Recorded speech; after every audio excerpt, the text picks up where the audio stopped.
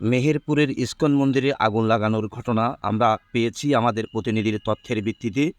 বাংলাদেশ সরকারের মাননীয় প্রধানমন্ত্রী জননেত্রী শেখ হাসিনার পদত্যাগের পরেই হিন্দুদের উপর নির্যাতন শুরু হয়। ঠিক তেমনি মেহেরপুরের যে ইসকন মন্দিরে আগুন লাগানো হয়েছে, সেই ইসকন মন্দিরের বিশেষ প্রতিবেদন আমাদের নিউজ এট9-এর বাংলাদেশ ব্যুরো প্রধান থেকে আমি সংবাদ জানাচ্ছি জীবন কৃষ্ণ দেবনাথ।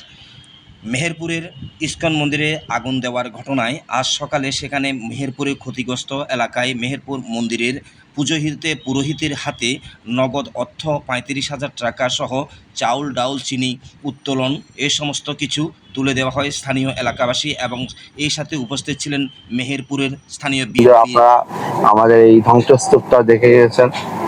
অত্যন্ত দুঃখের সাথে বলা হচ্ছে যে ছাত্রদের প্রখর আন্দোলনের মাধ্যমে আওয়ামী লীগ সরকার পতনের পরে 5ই আগস্ট বিকেল 5 আমাদের মন্দিরে অতর্কিতভাবে 400-500 লোক হামলা করেছিল এবং তারা এখানে বিভিন্নভাবে আক্রমণ চালায়, গান পাউডার দিয়ে এবং বিভিন্ন ককটেল দিয়ে আমাদের মন্দিরটাকে ধ্বংস করে।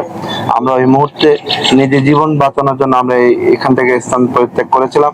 দ্বিতীয় সময় যদি আমরা আরেকটু যদি সময় দেরি হতো আমাদের এখানে থেকে অবস্থান থেকে সরে যাওয়ার জন্য, তাহলে হয়তো আমরা আজকে এই মিডিয়ার সামনে কথা বলার মতো হয়তো সুযোগ থাকতো। আপনারা সকলে জানেন যে মেহেরপুরের শত শত বছরের ইতিহাস।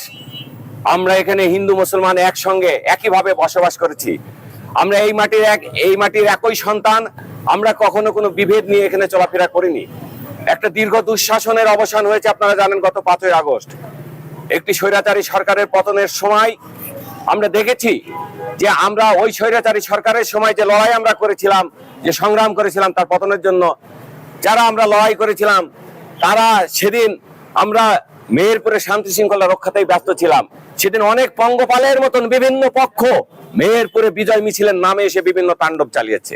গত 5ই আগস্ট সারা দেশব্যাপী মানুষের অপ্রতিরোধ আন্দোলনের মুখে একটা স্বৈরাচার সরকারের পতন হয়েছে এবং এই পতনের দাবিদার যে মানুষ, তাদের সেই দাবিকে মিলান করার জন্য, তাদের সেই গৌরবকে মিলান করার জন্য, তাদের সেই সাফল্যকে মিলান করার জন্য পতিত স্বৈরাচার এবং তাদের স্থানীয় দোসররা শেষ চেষ্টা হিসাবে ধর্মীয় মানুষের মধ্যে যে ধর্মীয় সম্পর্ক আছে, একসাথে বসবাস করার যে সম্প্রীতির বন্ধন ছিল, সেটাকে বাধাগ্রস্ত করে এই সাফল্যকে মিলান করার জন্য পরিকল্পিতভাবে বিভিন্ন জায়গায় হামলা করেছে।